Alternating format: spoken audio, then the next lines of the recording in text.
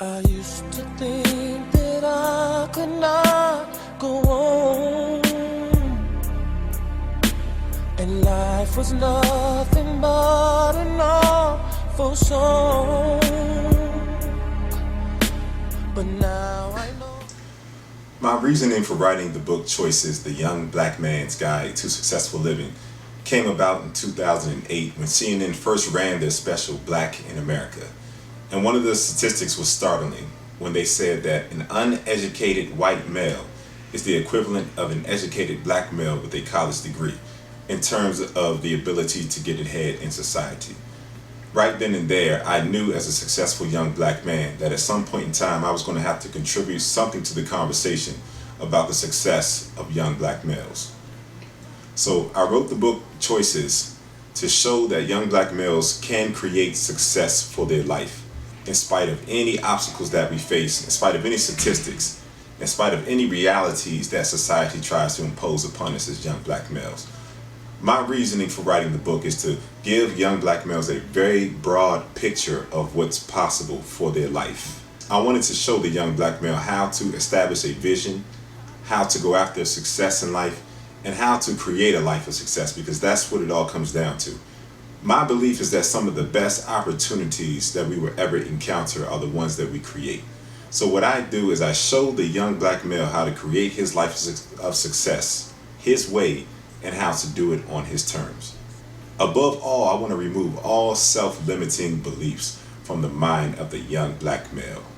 Considering that we represent well over 50% of the prison population, and as African Americans only represent 12.6% of the population, there's an imminent need for a message to penetrate the minds of the young black male, to show them that they don't have to be whatever the media portrays us to be. There's power, there's vision, there's dreams inside every young black male. And my goal with Choices, the Young Black Man's Guide to Successful Living, is to connect them with their brilliance, genius, and greatness. Can touch the sky. I think of.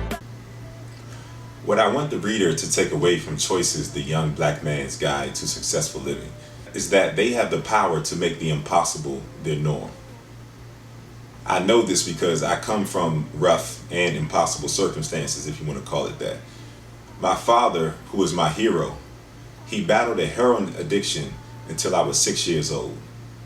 I witnessed my family have to move around, have to make different accommodations because his addiction oftentimes got the best of our family life. And growing up, I actually began to go down a similar path. I began selling drugs in middle school and would just do stuff that I know was not going to actually create a life of success for myself. But what changed was when I developed a vision and I began to make different choices in accordance to that vision. When I was 13 years old, I stood 6 feet 3 inches, and I knew that if I continued my lifestyle, that I would not be able to achieve my dream of getting a Division I basketball scholarship, in which I eventually accomplished. So my message to the young black male, and what I want them to take away, is that the key to a life of success is to establish a vision for your life. One of my favorite biblical offerings states, "Where there is no vision, the people perish." Well, the corollary to this must be, where there is vision, the people flourish. There's brilliance, there's gifts, and there's talents, and there's genius. And the objective, and what I want the reader to take away, is that they should always entertain the possibility of what they want for their life and not be overcome by whatever obstacles they may face en route to their journey. The power to live a life of success is in every individual. And that's what I want the reader to take away from Choices, the Young Black Man's Guide to Successful Living.